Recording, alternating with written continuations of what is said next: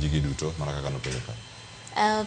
Gik motimore ne Wanjigi to katiba marwa guarantees rights magiwacho ni the rights of an arrested person.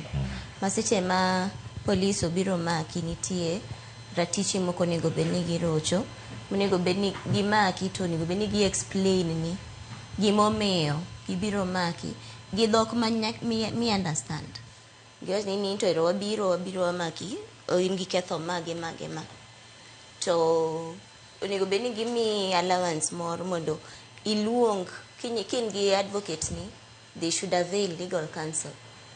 To kiamua ni no kidwa wuoyo seche ma gibiro maki no, you also have the right to remain silent. Mago gin chike, mago gin ratiro mar guaranteed under the constitution. Megi momiya wacho ni seche ma gigi timre kama, there is a violation. To violation no ema chieng' moro ng'ato bodok go e doho to wacho ni ento odiechieng' ma kama no bi maka to nokomiya opportunity mar kata luongo lawyer na, noko explain na gimomiyo gimaka.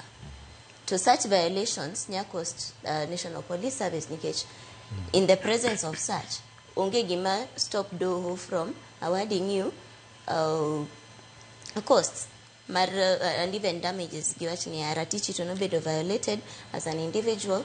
Koro for this reason National Police Force onego bed ni chuli pesa makama. Ting'e ni pesa gi kawach ni National Police Service di chuli, pesa gi onge kama dhi yae, pesa gi pod dhi wuok mane taxpayer e coffers ka, government coffers ma pod dene no usuru. Kin kata seche moko wacho ni police ongi kaka gidil gi jopiny. It's because the implication mar gik magitimo ka wane ma pod duogo hinyowa. Koro seche ma ng'ato ok lu chik, so they're also putting the rest of us into problems. Nikech ka go give fine cha to pesa damages monego bed ni gichulo ng'atni pod dhi mana wuok e pesa cha. Inyo ni Suba South tinde luongo ni treasury annex. Correct. Koro kacha lakini pesa jo Kenya teni no kota. Koro pesa wacha pod emi bokaw ticha kichulo go jogi. Tingeni hapa ni kuma wachope ni wanyude kaka wanyatimo amendments e chik kata obed mar Police Service Act no, mondo we are able to hold police on individual responsibility.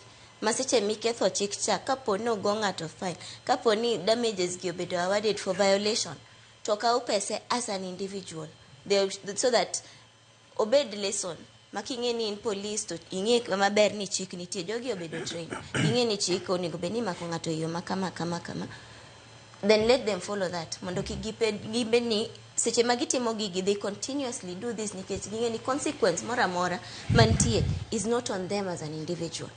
Hapa niko okete ni in police, in Cleophas imidhi timo gini tiketho, to pesa mora mora midwa ni otigo cost mag dhi e court mag timango to kaw kuomi as an individual so that we restore that discipline. Kamano. Erokamano ahinya.